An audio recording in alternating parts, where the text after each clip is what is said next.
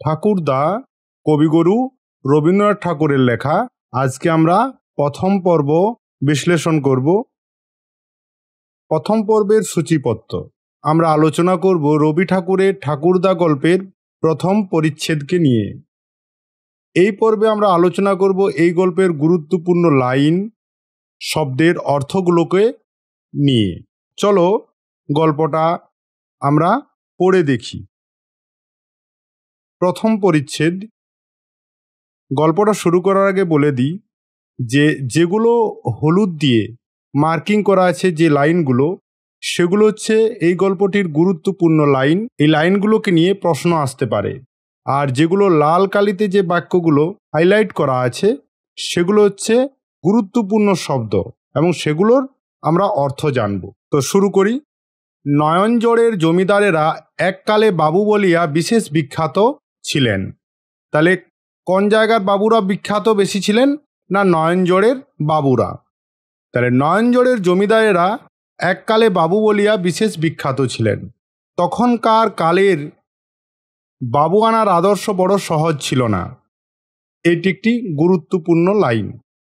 আমি বারবার বলছি না, একবারেই বলে দিচ্ছি। এখন যেমন রাজা রায়বাহাদুর খেতাব অর্জন করিতে অনেকখানা নাচ, ঘোড়াদৌড় এবং সেলাম সুপারিশের সাধ্য করিতে হয়, তখনও সাধারণের নিকট হইতে বাপু উপাধি লাভ করিতে বিস্তর দুঃসাধ্য তপশ্চরণ করিতে হইত। আমরা এখানে যে গুরুত্বপূর্ণ শব্দগুলোকে পাচ্ছি সেটা হচ্ছে খেতাব। খেতাব শব্দের অর্থ কি? বাংলায় একে বললে উপাধি হয়, ইংরাজিতে এ টাইটেল। সেলাম সুপারিশ শব্দের অর্থ কি হবে? সেলাম সুপারিশ শব্দের অর্থ হচ্ছে পারস্পরিক সুবিধা তোষামোদ করা বা প্রভাব খাটিয়ে কাজ আদায় করার প্রথা বা সংস্কৃতি। এটা বোঝাতে সেলাম সুপারিশ বলা হয়, যা ইংরাজিতে বলা হবে culture of flattery and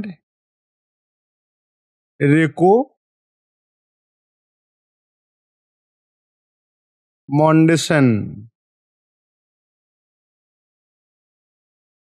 খেতাবের Bangla কি হলো?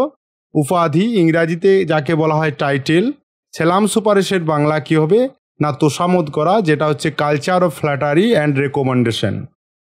এর পরের শব্দ একটি আছে দুঃসাধ্য।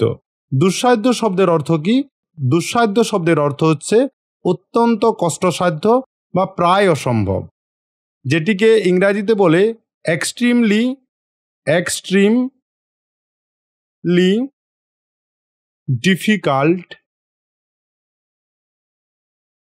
ডিফিকাল্ট বা নিয়ার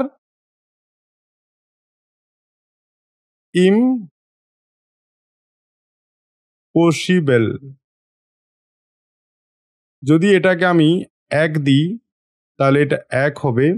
যদি এটা আমি 2 মার্কিং করি দুঃসাধ্য, তাহলে এটি এক্সট্রিমলি ডিফিকাল্ট বা নিয়ার ইম্পসিবল হবে। দুটি আমরা গুরুত্বপূর্ণ লাইন পাচ্ছি। সেটি হচ্ছে তখনকার কালের বাবু আনার আদর্শ বড় সহজ ছিল না, আর সেলাম সুপারিশের সাধ্য করিতে হয়।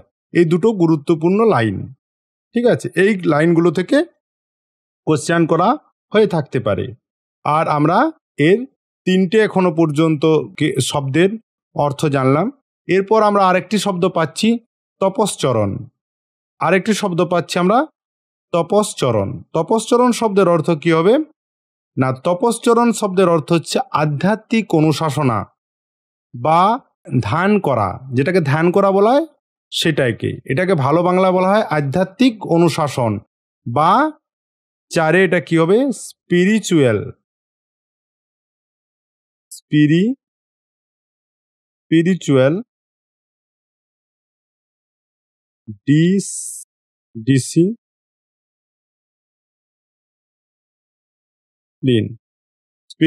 ডিসিপ্লিন।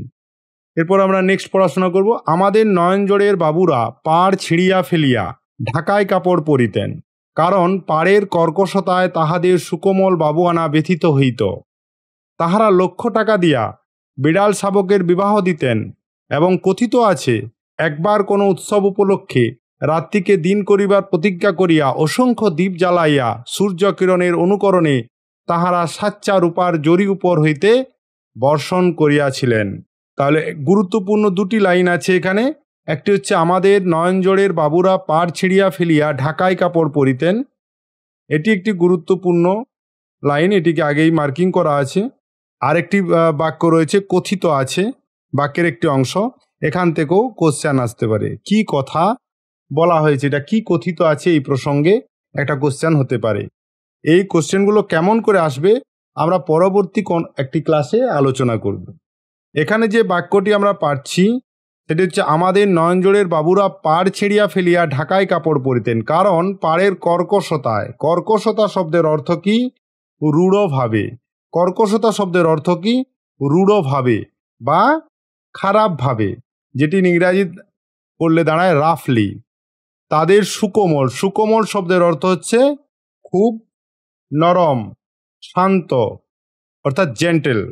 তারপরের শব্দ হচ্ছে সাচ্চা। সাচ্চা শব্দের অর্থ হচ্ছে খাঁটি, সত্য, নির্ভেজাল, যার ইংরাজি করলে দাঁড়াবে জেনুইন।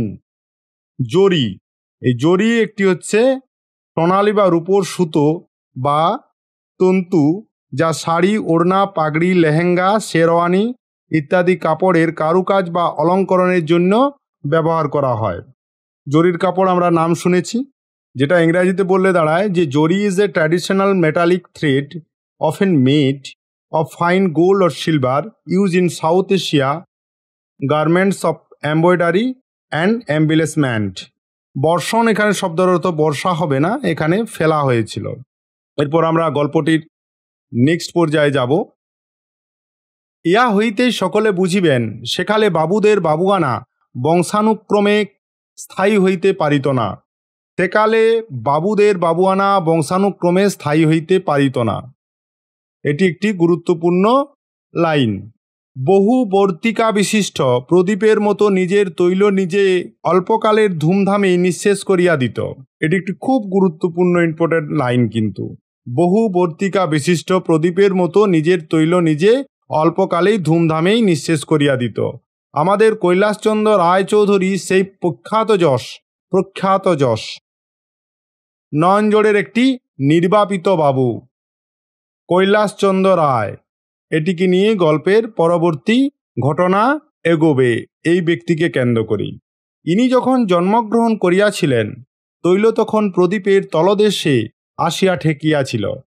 ইহার পিতার মৃত্যু হইলে নয়নজোড়ের বাবুয়ানা গোটাকত অসাধারণ সাধ্য শান্তিতে অন্তিম দীপ্তি প্রকাশ করিয়া হঠাৎ নিভিয়া গেল। সমস্ত বিষয় আশয় ঋণের দায়ে বিক্রয় হইল। যে অল্প অবশিষ্ট রহিল তাহাতে পূর্বপুরুষের খ্যাতি রক্ষা করা অসম্ভব। সেই জন্য নয়নজোড় ত্যাগ করিয়া পুত্রকে সঙ্গে লইয়া কৈলাসবাবু কলিকাতায় আসিয়া বাস করিলেন। পুত্রটিও একটি কন্যামাত্র রাখিয়া এই হতগৌরব সংসার পরিত্যাগ করিয়া পরলোকে গমন করিলেন। আমরা তাহার কলিকাতার প্রতিবেশী, আমাদের ইতিহাসটা তাহাদের হইতে সম্পূর্ণ বিপরীত। কথক বলছেন, কথকের প্রতিবেশীকে হলেন নয়নজোড়ের শেষ নির্বাপিত বাবু কৈলাসচন্দ্র রায়চৌধুরী। তাহলে আমরা বেশ কতকগুলো গুরুত্বপূর্ণ লাইন পাচ্ছি, যেখানে প্রথম লাইন হচ্ছে সেকালে বাবুদের বাবুয়ানা বংশানুক্রমে স্থায়ী হইতে পারিত না। বহু বর্তিক বিশিষ্ট প্রদীপের মতো নিজের তৈল নিজে অল্পকালেই ধুমধামে নিঃশেষ করিয়া দিত। এটি একটি খুব গুরুত্বপূর্ণ কোশ্চেন, এটিকে ধরে কোশ্চেন আসতেই পারে। নয়নজোড়ের একটি নির্বাপিত বাবু, এটিও একটি গুরুত্বপূর্ণ লাইন। কে নির্বাপিত বাবু? তৈল তখন প্রদীপের তলদেশে আসিয়া ঠেকিয়াছিল, এটি একটি গুরুত্বপূর্ণ লাইন। ইহার পিতার মৃত্যু হইলে পর নয়নজোড়ের বাবুয়ানা গোটাকত অসাধারণ সাধ্য শান্তিতে অন্তিম দীপ্তি প্রকাশ করিয়া হঠাৎ নিভিয়া গেল, এটিও একটি গুরুত্বপূর্ণ লাইন। এরপর আছে কৈলাসবাবুর কলিকাতায় আসিয়া বাস করিলেন। কৈলাসবাবু কলিকাতায় আসিয়া বাস করিলেন, এটি গুরুত্বপূর্ণ লাইন। এরপরের একটি গুরুত্বপূর্ণ লাইন হচ্ছে আমাদের ইতিহাসটা তাহাদের হইতে সম্পূর্ণ বিপরীত। এটা কে বলছে, কোন প্রসঙ্গে বলছে, কার থেকে তার ইতিহাস বিপরীত, এইরকম ভাবে কোশ্চেন দিতে পারে।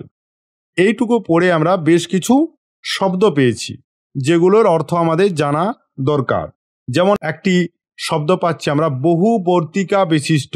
বহুবর্তিকা বিশিষ্ট এই শব্দটির অর্থ হচ্ছে একসঙ্গে অনেকগুলি প্রদীপ।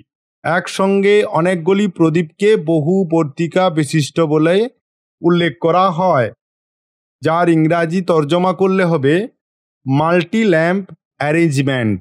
অনেকগুলো ল্যাম্পকে অ্যারেঞ্জমেন্ট করা হয়েছে। ধুমধাম পরবর্তী শব্দ, যেটির অর্থ বোঝাতে ব্যবহৃত হয় জাঁকজমক, যাকে আমরা বলি, যার ইংরাজি তর্জমা করলে দাঁড়ায় ইন গ্র্যান্ড স্টাইল, নিঃশেষ, শেষ হয়ে যাওয়া। প্রখ্যাত যশ, যে বিখ্যাত ব্যক্তি, সেলিব্রেটেড রেপুটেশন, এমন একজন ব্যক্তিকে যার সেলিব্রেটেড রেপুটেশন রয়েছে তাকে প্রখ্যাত যশ বলা হয় বা বিখ্যাত ব্যক্তি বলে। নির্বাপিত বাবু, এই শব্দটির অর্থ হচ্ছে শেষ উত্তরাধিকারী, অর্থাৎ বংশের শেষ কর্তা, ফাইনাল সাকসেসর যাকে বলা হয়। এরপর আরেকটি শব্দ পাচ্ছি আমরা এখানে অন্তিম। অন্তিম শব্দের অর্থ হচ্ছে চূড়ান্ত বা শেষ, ইংরাজি তর্জমা করলে হবে ফাইনাল। অবশিষ্ট, অবশিষ্ট শব্দের অর্থ কি হবে? অবশিষ্ট শব্দের অর্থ হচ্ছে বাকি থাকা, রিমেনিং। পূর্বপুরুষের খ্যাতি, পূর্বপুরুষ, খ্যাতি শব্দের অর্থ যে খ্যাতি বা সুনাম বা সম্মান আমাদের পূর্বপুরুষেরা তাদের বেঁচে থাকতে অর্জন করেছিলেন। অ্যানসেস্ট্রাল ফ্রেম, হত গৌরব। এরপরের শব্দ পাবো আমরা হত গৌরব। হত গৌরব শব্দের অর্থ হচ্ছে সম্মান হারানো, ডিগ্রেডেশন বা লস অফ প্রেস্টিজ। পরলোকে, পরলোকে শব্দের অর্থ হচ্ছে মৃত্যুর পরের জীবন। পরলোকে শব্দের অর্থ হবে মৃত্যুর পরের জীবন, ইংরাজি তর্জমা করলে হবে ইন দ্য নেক্সট ওয়ার্ল্ড। প্রতিবেশী, এর শব্দটি অর্থ আমরা ইংরাজি তর্জমা করলে পাই নেবার, যে আমাদের পাশে বসবাস করে তাকে আমরা প্রতিবেশী বলে। এরপর আমরা গল্পটির আরেকটি অংশ পড়া শুরু করছি। আমার পিতা নিজের চেষ্টায় ধন উপার্জন করিয়াছিলেন। তিনি কখনো হাঁটুর নিম্নে কাপড় পরিতেন না, কড়া ক্রান্তির হিসাব রাখিতেন, এবং সেজন্য আমি তাহার একমাত্র পুত্র, তাহার নিকট কৃতজ্ঞ। বাবু উপাধি লাভের জন্য তাহার লালসা ছিল না। এই অংশের গুরুত্বপূর্ণ লাইন এইটি। তাহলে এর মধ্যে বেশ কিছু শব্দ আমরা পাচ্ছি, যেটি হাঁটুর নিচে হবে হাঁটুর নিম্নে। কড়া ক্রান্তির শব্দের অর্থ হচ্ছে প্রতি পয়সার হিসাব রাখা, কিপ ট্র্যাক এভরি পেনি। লালসা শব্দের অর্থ হচ্ছে এখানে লালসা, লালসা শব্দের অর্থ হচ্ছে আকাঙ্ক্ষা বা কামনা, তীব্র আকাঙ্ক্ষা বা কামনা। লঙ্গিং বা গ্রিড, লঙ্গিং বা গ্রিড। এরপর আমরা গল্পটির নেক্সট পর্যায়ে যাই, দেখি কি ঘটছে। আমি যে লেখাপড়া শিখিয়াছি এবং নিজের প্রাণ ও মান রক্ষার উপযোগী যথেষ্ট অর্থ বিনা চেষ্টায় প্রাপ্ত হইয়াছি, ইহাই আমি পরম গৌরবের বিষয় বলিয়া জ্ঞান করি। শূন্য ভাণ্ডারে পৈতৃক বাবুয়ানার উজ্জ্বল ইতিহাসের অপেক্ষা লোহার সিন্দুকের মধ্যে পৈতৃক কোম্পানির কাগজ আমার নিকট অনেক বেশি মূল্যবান বলিয়া মনে হয়। বোধ করি সেই কারণেই কৈলাসবাবু তাহাদের পূর্ব গৌরবের ফেল করা ব্যাংকের উপর যখন দেদার লম্বা চৌড়া চেক চালাইতেন, তখন তাহা আমার এত অসহ্য ঠেকিত। আমার মনে হইত আমার পিতা স্বহস্তে অর্থ উপার্জন করিয়াছেন বলিয়া কৈলাসবাবু বুঝি মনে মনে আমাদের প্রতি অবজ্ঞা অনুভব করিতেছেন। আমি রাগ করিতাম এবং ভাবিতাম অবজ্ঞার যোগ্য কে? যে লোক সমস্ত জীবন কঠোর ত্যাগ স্বীকার করিয়া, নানা প্রলোভন অতিক্রম করিয়া, লোকমুখের তুচ্ছ খ্যাতি অবহেলা করিয়া, অশান্ত এবং সতর্ক বুদ্ধি কৌশলে সমস্ত প্রতিকূল বাধা প্রতিহত করিয়া, সমস্ত অনুকূল অবসরগুলিকে আপনার আয়ত্তগত করিয়া একটি একটি রৌপের স্তরে সম্পদের একটি সুউচ্চ পিরামিড একাকী স্বহস্তে নির্মাণ করিয়া গিয়াছেন, তিনি হাঁটুর নিচে কাপড় পরিতেন না বলিয়া যে কম লোক ছিলেন তাহা নয়। তাহলে এই অংশটি থেকে আমরা কথকের একটি ভাবনা দেখতে পাচ্ছি। কার সম্বন্ধে? না, কৈলাসবাবুর সম্বন্ধে। আমি যে লেখাপড়া শিখিয়াছি, এর মধ্যে আমরা বেশ কিছু শব্দ পাচ্ছি এবং বেশ কিছু গুরুত্বপূর্ণ লাইন পাচ্ছি। গুরুত্বপূর্ণ লাইন কি? আমি পরম গৌরবের বিষয় বলিয়া জ্ঞান করি। পরম গৌরবের বিষয়টা কি এবং কে কি জ্ঞান করছে, কেন বলছে? শূন্য ভাণ্ডারে পৈতৃক বাবুয়ানার উজ্জ্বল ইতিহাসের অপেক্ষা লোহার সিন্দুকের মধ্যে পৈতৃক কোম্পানির কাগজ আমার নিকট অনেক বেশি মূল্যবান বলিয়া মনে হয়। খুব গুরুত্বপূর্ণ লাইন, অনেক সময় কোশ্চেনে দিতেই পারে। এরপর আরেকটি গুরুত্বপূর্ণ লাইন হচ্ছে, কৈলাসবাবু বুঝি মনে মনে আমাদের প্রতি অবজ্ঞা অনুভব করিতেছেন। আরেকটি গুরুত্বপূর্ণ লাইন হচ্ছে, তিনি হাঁটুর নিচে কাপড় পরিতেন না বলিয়া যে লোক কম ছিলেন তাহা নয়। কে হাঁটুর নিচে কাপড় পরিতেন না, কার প্রসঙ্গে এই গল্প বলা হচ্ছে, কেন এমন কথা বলা হয়েছে, এইভাবে কোশ্চেন আসে। তাহলে এখানে আমরা কতগুলা শব্দও পাচ্ছি, যেমন উপযোগী। উপযোগী শব্দের অর্থ হচ্ছে উপযুক্ত বা মানানসই, যার ইংরাজি তর্জমা করলে হবে সুটেবল। যথেষ্ট। যথেষ্ট শব্দের অর্থ হচ্ছে যথাযথ বা প্রয়োজন অনুযায়ী, সাফিসিয়েন্ট। প্রাপ্ত। প্রাপ্ত শব্দের অর্থ হচ্ছে অর্জন করা, অ্যাকোয়ার্ড। পরম গৌরবের শব্দের অর্থ হচ্ছে সর্বোচ্চ সম্মানের, অফ হাইয়েস্ট প্রাইড। পৈপর্তিক। পৈপর্তিক শব্দের অর্থ কি? পিতৃপুরুষ থেকে প্রাপ্ত, অর্থাৎ যে তার বাবা ঠাকুরদার থেকেই ধন সম্পত্তি পেয়ে আসছে, এটাকে পৈপর্তিক সম্পত্তি বলে, এমন অবস্থাটাকে। ইনহার্টেড যেটাকে বলা হয়। পৈতৃক শব্দের অর্থ একই, পিতৃপুরুষ থেকেই পাওয়া, এটারও ইংরেজি তর্জমা ইনহার্টেডই হয়। মূল্যবান, যা দামি তাকে মূল্যবান বলে, ভ্যালুয়েবল। এরপরের আরেকটি শব্দ হচ্ছে অসহ্য, যা সহ্য করা যায় না বা খুব কষ্টদায়ক, বিরক্তিকর বা যন্ত্রণাদায়ক, ইংরাজি তর্জমা করলে হবে ইনটলারেবল। অবজ্ঞা। অবজ্ঞা শব্দের অর্থ কি? অবজ্ঞা শব্দের অর্থ হচ্ছে কোনো কিছুকে হেয় করে দেখা, তুচ্ছ জ্ঞান করা, সম্মান না করা, কন্টেম্পট বা ডিসরেসপেক্ট। অনুভব। অনুভব শব্দের অর্থ কি হবে? অনুভূতি। এরপরে আছে প্রলোভন। প্রলোভন শব্দের অর্থ হচ্ছে লোভ দেখিয়ে কাউকে কিছু করতে প্ররোচিত করা, টেম্পটেশন। অতিক্রম। অতিক্রম শব্দের অর্থ পার হওয়া, ছাড়িয়ে যাওয়া, কোনো বাধা বা সীমা দূরত্বকে টপকে যাওয়া, ক্রস, ওভারকাম, এগুলো ইংরাজিতে তর্জমা করলে হবে। প্রতিকূল। প্রতিকূল শব্দের অর্থ কি হবে? প্রতিকূল শব্দের অর্থ হচ্ছে অনুকূল নয় বা বিরুদ্ধ, যা বাধা সৃষ্টি করছে, এইরকম ঘটনাটাকে বলে প্রতিকূল। অ্যাডভার্স বা আনফেভারেবল, এগুলো এর ইংরাজি শব্দ হতে পারে। প্রতিহত। প্রতিহত শব্দের অর্থ হচ্ছে বাধা দিয়ে থামিয়ে দেওয়া বা বাধা দেওয়া, এটাকে বলে। রিপেলড। অনুকূল। অনুকূল শব্দের অর্থ হচ্ছে সহায়ক বা সহানুভূতিপূর্ণ, সহায়তাকারী বা উপযোগী কোনো ব্যক্তি বা অবস্থা বা পরিবেশ, ঠিক আছে, যার ইংরাজি একটি শব্দ রয়েছে সাপোর্টিভ। আয়ত্তগত। আয়ত্তগত শব্দের অর্থ কি? নিয়ন্ত্রণে থাকা, ধরা বা আয়ত্তে থাকা বা কারো অধীনে থাকা, যার ইংরাজি করলে হবে আন্ডার কন্ট্রোল। আয়ত্তগত, আন্ডার কন্ট্রোল। সম্পদ। সম্পদ শব্দের অর্থ হচ্ছে সম্পত্তি, প্রপার্টি। সমুচ্চ। সমুচ্চ শব্দের অর্থ হচ্ছে সমানভাবে উঁচু বা সমান উচ্চতায় অবস্থান করে। এটি সাধারণত আভিজাত্য, মর্যাদা বা অবস্থানের ক্ষেত্রে ব্যবহার করা হয় এই শব্দটিকে। On equal height. তাহলে বোঝা গেল গুরুত্বপূর্ণ শব্দগুলোর অর্থগুলোকে এবং গুরুত্বপূর্ণ লাইনগুলো আমরা জানলাম। এরপর আমরা গল্পটির নেক্সট পর্যায়ে যাই, কি ঘটনা ঘটছে দেখি। তখন বয়স অল্প ছিল, সেই জন্যে এইরূপ তর্ক করিতাম, রাগ করিতাম। এখন বয়স বেশি হইয়াছে, এখন মনে করি ক্ষতি কি?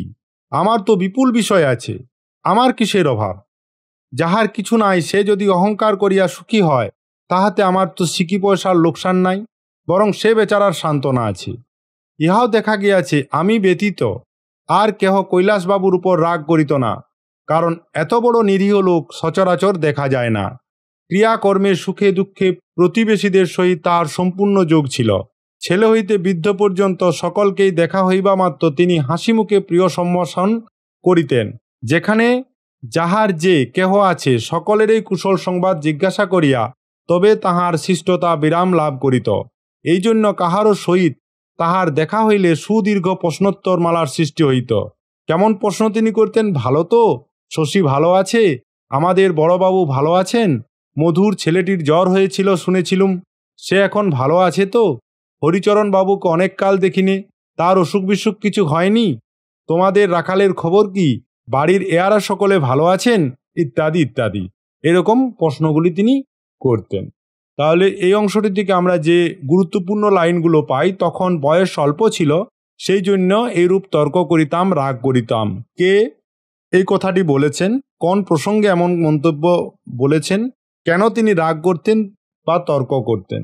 এরপরে আরেকটি খুব গুরুত্বপূর্ণ লাইন, যাহার কিছু নাই সে যদি অহংকার করিয়া সুখী হয়, তাহাতে আমার তো সিকি পয়সার লোকসান নাই, বরং সে বেচারার সান্ত্বনা আছে।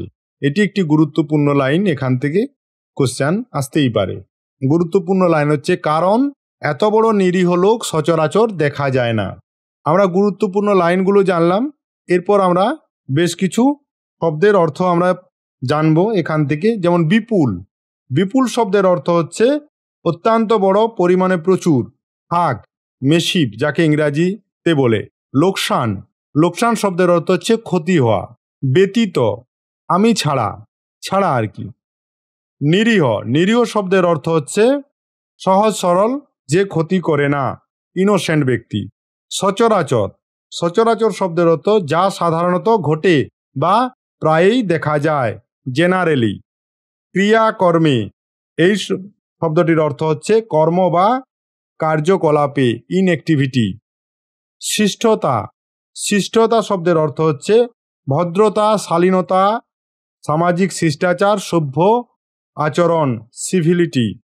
বিরাম, থামা বা বিশ্রাম, যেটিকে বলা হয় রেস্ট ইংরাজিতে। এই পর্যন্ত বোঝা গেছে। তাহলে গল্পটি বেশ অনেকটা এগিয়েছে। এরপর দেখি কি ঘটনা ঘটছে। লোকটি ভারী পরিষ্কার পরিচ্ছন্ন, কাপড় চোপড় অধিক ছিল না, কিন্তু মেরজাইটি, চাদরটি, জামাটি, এমনকি বিছানায় পাতিবার একটি পুরাতন রেপার, বালিশের ওয়ার, একটি ক্ষুদ্র শতরঞ্জ, সমস্ত স্বহস্তে রৌদ্রে দিয়া, ঝাড়িয়া, দড়িতে খাটাইয়া, ভাঁজ করিয়া, আন্নায় তুলিয়া পরিপাটি করিয়া রাখিতেন। যখনই তাহাকে দেখা যাইত, তখনই মনে হইত যেন তিনি সুসজ্জিত প্রস্তুত হইয়া আছেন। অল্প স্বল্প সামান্য আসবাবেও তাহার ঘরদ্বার সমুজ্জ্বল হইয়া থাকিত। মনে হইত যেন তাহার আরও অনেক আছে। ভৃত্যভাবে অনেক সময় ঘরের দ্বার রুদ্ধ করিয়া তিনি নিজের হস্তে অতি পরিপাটি করিয়া ধুতি কোচাইতেন এবং চাদর ও জামার আস্তিন বহু যত্নে ও পরিশ্রমে গিলে করিয়া রাখিতেন। তাহার বড় বড় জমিদারি ও বহুমূল্যের বিষয় সম্পত্তি লোপ পাইয়াছে, কিন্তু একটি বহুমূল্য গোলাপ পাশ, আতর দান, একটি সোনার রেকাবি, একটি রূপার আলবোলা, একটি বহুমূল্য শাল ও সেকেলের জামাজোড়া ও পাগড়ি দারিদ্র্যের গ্রাস হইতে বহু চেষ্টায় তিনি রক্ষা করিয়াছেন। কোনো একটা উপলক্ষ উপস্থিত হইলে এইগুলি বাহির হইত এবং নয়নজোড়ের জগৎ বিখ্যাত বাবুদের গৌরব রক্ষা হইত। এদিকে কৈলাসবাবুর মাটির মানুষ হইলেও কথায় যে অহংকার করিতেন, সেটা যেন পূর্বপুরুষদের প্রতি কর্তব্যবোধে করিতেন। সকল লোকে তাহাতে প্রশ্রয় দিত এবং বিশেষ আমোদ বোধ করিত। পড়াটুকু যে পড়লাম তার মধ্যে বেশ কিছু গুরুত্বপূর্ণ লাইন আছে যেগুলো কোশ্চেনে আসতে পারে। লোকটি ভারী পরিচ্ছন্ন, কোন লোকের সম্পর্কে কথা বলা হয়েছে? পরবর্তী একটি লাইন, মনে হইত যেন তাহার আরও অনেক আছে। পরের আরও একটি লাইন, ঘরের দ্বার রুদ্ধ করিয়া তিনি নিজের হস্তে অতি পরিপাটি করিয়া ধুতি কোচাইতেন। এটি একটি গুরুত্বপূর্ণ লাইন। আরও লাইন আছে, কোনো একটা উপলক্ষ উপস্থিত হইলে এইগুলো বাহির হইত এবং নয়নজোড়ের জগৎ বিখ্যাত বাবুদের গৌরব রক্ষা হইত। খুব ইম্পর্টেন্ট লাইন এটি। এটি থেকে অনেক ধরনের কোশ্চেন আসতে পারে। পূর্বপুরুষদের প্রতি কর্তব্যবোধ করিতেন, এটিও একটি গুরুত্বপূর্ণ লাইন। এই জায়গাটা থেকে গুরুত্বপূর্ণ লাইনগুলো জানলাম। এরপর আমরা বেশ কিছু শব্দের অর্থ জানব। যেমন অধিক, অধিক শব্দের অর্থ হচ্ছে বেশি, অতিরিক্ত, ইংরাজিতে যাকে বলে এক্সেস। সুসজ্জিত, সুসজ্জিত শব্দের অর্থ হবে সুন্দরভাবে সাজানো, গুছানো বা পরিপাটি করে প্রস্তুত করা, ওয়েল ডেকোরেটেড যেটাকে বলা হয়। অল্প স্বল্প, অল্প স্বল্প, অল্প স্বল্প শব্দের অর্থ হচ্ছে সামান্য পরিমাণে বা কিছুটা কিছুটা করে, সেপারেটলি, পার্সলি। সমুজ্জ্বল, সমুজ্জ্বল শব্দের অর্থ হচ্ছে অত্যন্ত উজ্জ্বল, দীপ্তিময় বা জ্বলন্ত, গ্লোরিয়াস। মিথ্যাভাবে শব্দের অর্থ হচ্ছে চাকর বা সেবকের অভাব, there will be shortage of attendants. এরপর আছে গোলাপ পাস, সম্পূর্ণ জানা শব্দ, যা দিয়ে গোলাপ জল ছিটানো হয়, রোজ ওয়াটার স্প্রিংকলার। এরপর আতর দান, যেখানে আতর রাখা হয়, ডেকোরেটিভ পারফিউম হোল্ডার, যেটা আতর দান। রেকাবি, রেকাবি শব্দের অর্থ হচ্ছে সাধারণভাবে একটা ছোট থালা বা পাত্র, যা মূলত খাবার পরিবেশনের জন্য ব্যবহার করা হয়। Presentation tray. আল বোলা, আল বোলা শব্দের অর্থ হচ্ছে হুঁকো। এরপর একটি শব্দ হচ্ছে কর্তব্যবোধ। কর্তব্যবোধ শব্দের অর্থ হচ্ছে কর্তব্যের প্রতি অনুভব, উইথ সেন্স অফ রেসপন্সিবিলিটি। সকল লোকেই তাহাতে প্রশ্রয় দিত। এই একটি প্রশ্রয় একটি শব্দ। এই শব্দটির অর্থ হচ্ছে সহনশীলভাবে বা ইচ্ছাকৃতভাবে কোনো দোষ বা দুর্বলতাকে মেনে নেওয়া, ইনডালজেন্স। এরপর আমরা গল্পটির নেক্সট পর্যায়ে যাই। পাড়ার লোকে তাহাকে ঠাকুরদা মশায় বলিত এবং তাহার ওখানে সর্বদা বিস্তর লোক সমাগম হইত। কিন্তু দৈনাবস্থায় পাছে তাহার তামাকের খরচটা গুরুতর হইয়া ওঠে, এই জন্য প্রায়ই পাড়ার কেহ না কেহ 2-1 সের তামাক কিনিয়া লইয়া গিয়া তাহাকে বলিত, ঠাকুরদা মশায়, একবার পরীক্ষা করিয়া দেখি ভালো গয়ার তামাক পাওয়া গেছে। ঠাকুরদা মশায় 2-1 টান টানিয়া বলিতেন, বেশ ভাই, বেশ তামাক। অমনি সেই উপলক্ষে 60-65 টাকা ভরির তামাকের গল্প পাড়িতেন এবং জিজ্ঞাসা করিতেন সে তামাক কাহারও আস্বাদ করিয়া দেখিবার ইচ্ছা আছে কিনা। সকলেই জানিত যে যদি কেহ ইচ্ছা প্রকাশ করে তবে নিশ্চয়ই চাবির সন্ধান পাওয়া যাইবে না, অথবা অনেক অন্বেষণের পর প্রকাশ পাইবে যে পুরাতন ভৃত্য গণেশ বেটা কোথায় যে কি রাখে তাহার আর ঠিকানাই নাই। গণেশও বিনা প্রতিবাদে সমস্ত অপবাদ স্বীকার করিয়া লইবে। এই জন্যে সকলে এক বাক্যে বলিত, ঠাকুরদামশায়, কাজ নেই, সে তামাক আমাদের সহ্য হবে না, আমাদের এই ভালো। শুনিয়া ঠাকুরদা দ্বিরুক্তি না করিয়া ঈষৎ হাস্য করিতেন। সকলে বিদায় লইবার কালে বৃদ্ধ হঠাৎ বলিয়া উঠিতেন, সে যেন হল, তোমরা কবে আমার এখানে খাবে বলো দেখি ভাই। অমনি সকলে বলিত, সে একটা দিন ঠিক করে দেখা যাবে। দুটি গুরুত্বপূর্ণ লাইন আমরা পাবো, যে ওখানে সর্বদা বিস্তর লোক সমাগম হইত, এটি একটি গুরুত্বপূর্ণ লাইন। আর গণেশও বিনা প্রতিবাদে সমস্ত অপবাদ স্বীকার করিয়া লইবে, এটি একটি গুরুত্বপূর্ণ লাইন। দুটি গুরুত্বপূর্ণ লাইন পেলাম এবং বেশ কিছু শব্দের অর্থ আমরা জানব এই অংশটা থেকে। যেমন দৈনাবস্থায়, এর অর্থ হবে অভাব বা দারিদ্র্য বা নিম্নমানের জীবনযাত্রাকে বোঝায় দৈনাবস্থা, ইন এ স্টেট অফ ডিপ্রিভেশন, এটাকে বোঝাতে দৈনাবস্থা ব্যবহার করা হয়। এছাড়া গুরুতর, অত্যন্ত গুরুত্বপূর্ণ, জটিল, সংকটজনক, যেটির ইংরাজি শব্দ হচ্ছে সিরিয়াস। আস্বাদ, আস্বাদ শব্দের অর্থ হচ্ছে কোনো কিছুর রস গ্রহণ বা ভোগ করে আনন্দ পাওয়া, এনজয়মেন্ট। অন্বেষণ, অন্বেষণ শব্দের অর্থ হচ্ছে খোঁজা, গভীরভাবে খোঁজা বা জানার চেষ্টা করা, আরও ভালো বললে হবে সত্যের সন্ধান করা, এক্সপ্লোরেশন। আরেকটি শব্দ হচ্ছে অপবাদ, ফলস অ্যাকুজেশন, মিথ্যা বা ভিত্তিহীন বদনাম, দোষারোপ বা নিন্দা করা, এগুলোকে বলে অপবাদ, ফলস অ্যাকুজেশন। এরপর আরেকটি শব্দ পাই আমরা এখানে, দ্বিরুক্তি। দ্বিরুক্তি শব্দের অর্থ হচ্ছে একই কথা বা শব্দ পুনরায় বলা, অর্থাৎ বারবার পুনরাবৃত্তি করা, রিপিটেশন। ঠিক। এরপর আমরা পরবর্তী অংশে যাব গল্পটির। ঠাকুরদা মশায় বলিতেন, সেই ভালো, একটু বৃষ্টি পড়ুক, ঠান্ডা হোক, নইলে এ গরমে গুরু ভোজনটা কিছু নয়। যখন বৃষ্টি পড়িত তখন ঠাকুরদাকে কেহ তাহার প্রতিজ্ঞা স্মরণ করাইয়া দিত না, বরঞ্চ কথা উঠিলে সকলেই বলিত, এই বৃষ্টি বাদলটা না ছাড়লে সুবিধে হচ্ছে না, ক্ষুদ্র বাসাবাড়িতে বাস করাটা তাহার পক্ষে ভালো দেখাইতেছে না এবং কষ্টও হইতেছে। একথা তাহার বন্ধুবান্ধব সকলেই তাহার সমক্ষে স্বীকার করিত। অথচ কলিকাতায় কিনিবার উপযুক্ত বাড়ি খুঁজিয়া পাওয়া যে কত কঠিন সে বিষয়েও কাহারও সন্দেহ ছিল না। এমনকি আজ 6-7 বৎসর সন্ধান করিয়া ভাড়া লইবার মতো একটি বড় বাড়ি পাড়ার কেহ দেখিতে পাইল না। অবশেষে ঠাকুরদা মশায় বলিতেন, তা হোক ভাই, তোমাদের কাছাকাছি আছি, এই আমার সুখ। নয়নজোড়ে বড় বাড়ি তো পড়েই আছে, কিন্তু সেখানে কি মন টেকে? আমার বিশ্বাস ঠাকুরদাও জানিতেন যে সকলে তাহার অবস্থা জানে। যখন তিনি ভূতপূর্ব নয়নজোড়কে বর্তমান বলিয়া ভান করিতেন এবং অন্য সকলেও তাহাতে যোগ দিত, তখন তিনি মনে মনে বুঝিতেন যে পরস্পরের এই ছলনা কেবল পরস্পরের প্রতি সৌহার্দ্যবশত। কিন্তু আমার ভীষণ বিরক্তি বোধ হইত। অল্প বয়সে পরের নিরীহ গর্ব দমন করিতে ইচ্ছা করে এবং সহস্র গুরুতর অপরাধের তুলনায় নির্বুদ্ধিতাই সর্বাপেক্ষা অসহ্য বোধ হয়। এই অংশে আমরা 3টি গুরুত্বপূর্ণ লাইন পাব। কলিকাতায় কিনিবার উপযুক্ত বাড়ি খুঁজিয়া পাওয়া যে কত কঠিন, সে বিষয়েও কাহারও সন্দেহ ছিল না। এটি একটি গুরুত্বপূর্ণ লাইন। আমার বিশ্বাস ঠাকুরদাও জানিতেন যে সকলে তাহার অবস্থা জানে। এটি একটি গুরুত্বপূর্ণ লাইন। পরের একটি লাইন, পরস্পরের এই ছলনা কেবল পরস্পরের প্রতি সৌহার্দ্যবশত। এটি একটি গুরুত্বপূর্ণ লাইন। তাহলে গল্পটির আমরা কিছু শব্দ জানার চেষ্টা করি। যেমন স্মরণ।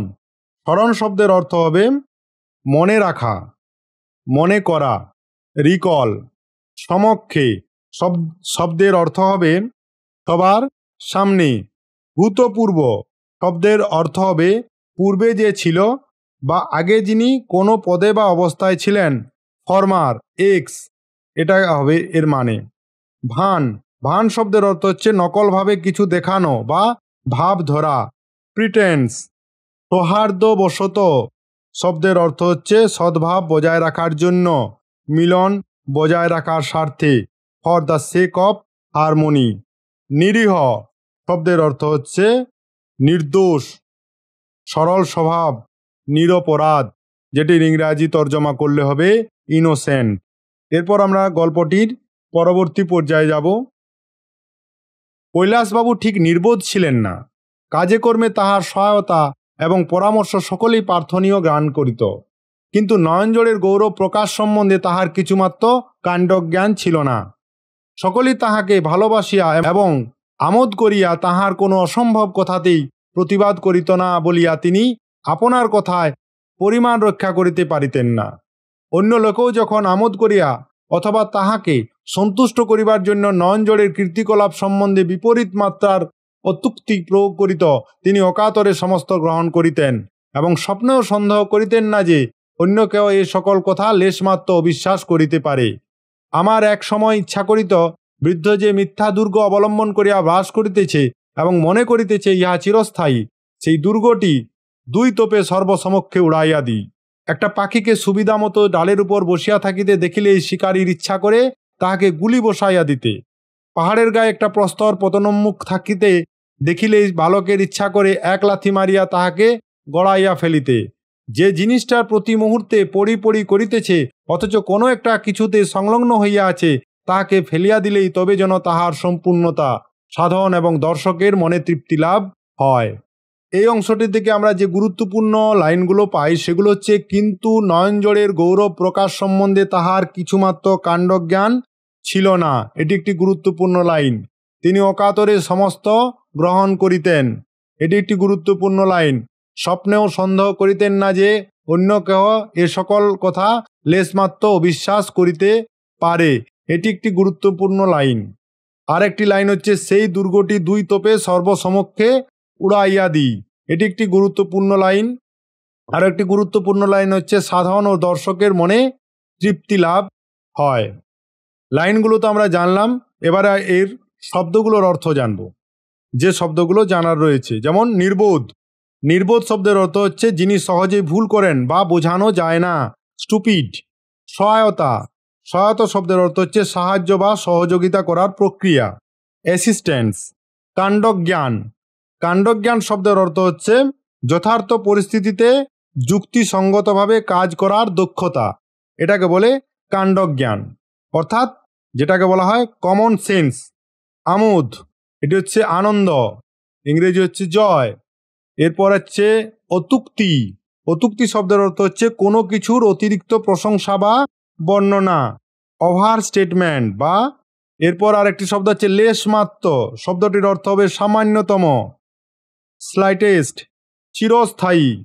আরেকটি শব্দ আছে যার শেষ নাই, এভার লাস্টিং। তোপে শব্দের অর্থ হচ্ছে গুলিতে বা বোম্বিং করে।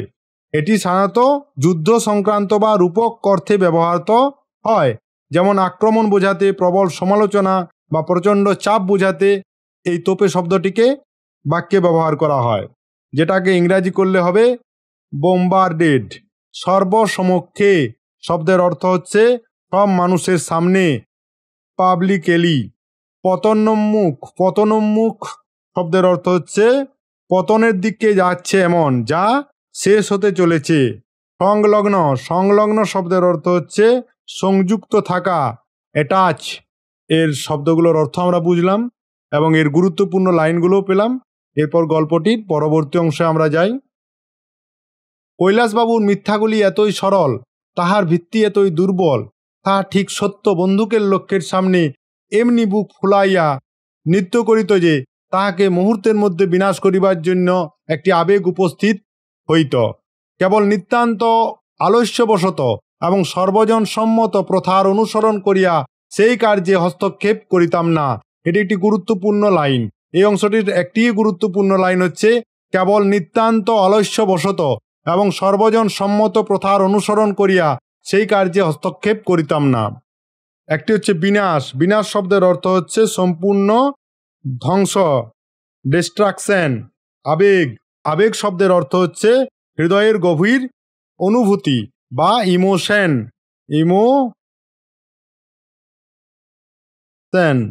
এই হলো গল্পটির প্রথম পরিচ্ছেদ। এর পরবর্তী পর্বে আমরা গল্পটির দ্বিতীয় পরিচ্ছেদকে কিভাবে আলোচনা করব।